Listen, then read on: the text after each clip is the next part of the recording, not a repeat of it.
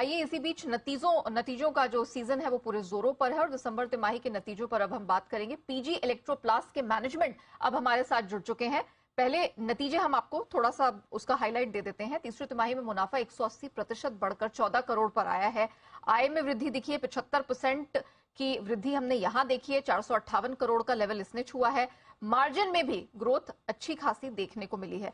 तो इन नंबर्स पर, नतीजों पर बात करने के लिए हमारे साथ कंपनी के मैनेजिंग डायरेक्टर विकास गुप्ता जी जुड़ चुके हैं। Mister Gupta sir, good afternoon, बहुत स्वागत है आपका जी बिजनेस पे।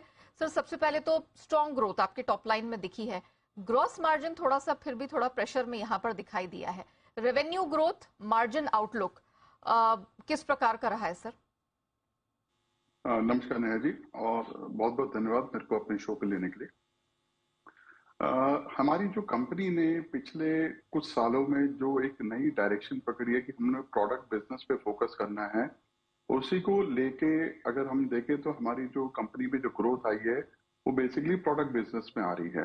जो प्रोडक्ट मैन्युफैक्चरिंग का बिजनेस है वो मोर देन 100% ग्रो किया है हमने। जो इस साल है, हमारा टारगेट है कि हम लोग 1200 करोड़ का सेल जो है सिर्फ प्रोडक्ट बिजनेस से लेकर आएंगे, जिसमें लार्जली एयर कंडीशनर्स हैं जो 900 करोड़ के करीब रहेंगे।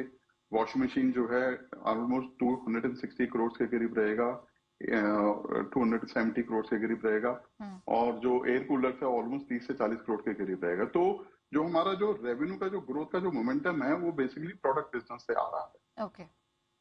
ओके। तो सर, इसके मद्देनजर मार्जिन आउटलुक किस प्रकार का देंगे आप गोइंग फॉरवर्ड? कैसी स्थिति रहने वाली है? गोइंग फॉरवर्ड जो हमने इस साल का जो गाइडेंस है वो भी हम लोग, इस साल का गाइडेंस हमने इनिशियली पहले 1800 करोड़ रुपए का दिया था, उसको भी हम लोग अपवर्ड रिवाइज कर रहे हैं।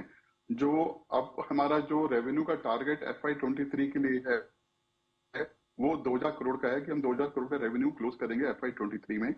मार्जिन के लिए जो हमने टारगेट है वो 7.5% का एबिटा मार्जिन रखा हुआ है, तो उसके आसपास ही रहना चाहिए।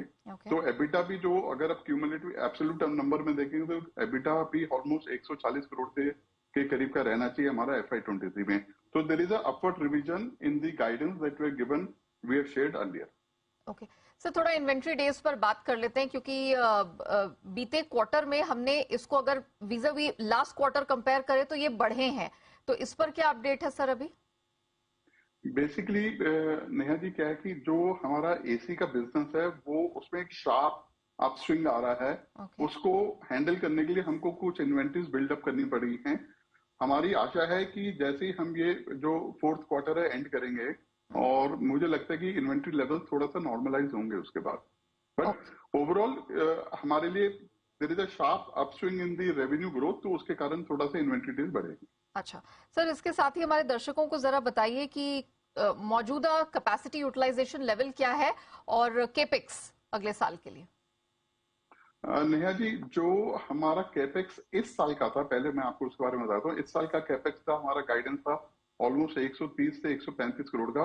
वो मोरलेस हम लोग अचीव कर रहे हैं वो कैपेक्स, जिसमें उस कैपेक्स के अंदर हमने जो कैपेसिटी एक्सपेंशन करी है एसी बिजनेस में, जिसमें इंडोर यूनिट की कैपेसिटी जो पहले 1 लाख 1.25 लाख थी उसको हमने बढ़ा के 2 लाख के करीब कर दिया है मंथली कैपेसिटी को इंडोर यूनिट को बनाने की। आउटडोर यूनिट जो है उसको बनाने की कैपेसिटी को भी मंथली कैपेसिटी हमने 1 लाख की बना दी है। जो कैपेसिटी यूटिलाइजेशन है जिसके बारे में आप पूछ रहे हैं, एसी में अभी चूंकि पीक सीजन चल रहा है तो ऑलमोस्ट 75-80-85% के करीब की अचीवमेंट हम कैपेसिटी यूटिलाइजेशन की कर पा रहे हैं। दूसरा जो प्रोडक्ट है वॉशिंग मशीन में भी हमने कैपेसिटी एक्सपेंशन लिया है। हमने नई असेंबली लाइन लगाई है ग्रेटर नोएडा की फैक्ट्री में अपनी। उसमें हमको लग रहा है कि कैपेसिटी यूटिलाइजेशन इंप्रूव करेगी, क्योंकि अभी वॉशिंग मशीन का लीन पीरियड है। जून और जुलाई महीने से वॉशिंग मशीन का पीक मंथ शुरू होता है, तो हमारी आशा है कैपेसिटी यूटिलाइजेशन अच्छी रहेगी, क्योंकि जो ऑर्डर बुक है हमारे पास वॉशिंग मशीन की और जो एसी की ऑर्डर बुक है वो काफी अच्छी है, काफी रोबस्ट है। तो हमको आशा है कि हम लोग मोमेंटम मेंटेन कर पाएंगे। Okay sir, thank you so much, it was a pleasure speaking with you. आपने बहुत बेहतरीन तरीके से समझाया क्या ट्रिगर्स रहे हैं इस बार के तिमाही नंबर्स के, और हमारे दर्शकों को एक आइडिया भी मिल गया कि गोइंग फॉरवर्ड कंपनी से क्या एक्सपेक्टेड है। Thank you so much. तो हमने देखा पीजी इलेक्ट्रोप्लास्ट का मैनेजमेंट बताते हुए कि क्या क्या फाइनर डिटेल्स रहे हैं और आगे क्या एक्सपेक्ट किया जा सकता है? तो all in all good set of numbers और आगे भी अच्छी ग्रोथ के ही अनुमान है, और इसी की तर्ज पर हम देख रहे हैं कि इस वीक मार्केट में भी कुछ अच्छी स्ट्रेंथ के साथ ये स्टॉक कर रहा है कारोबार। रुकते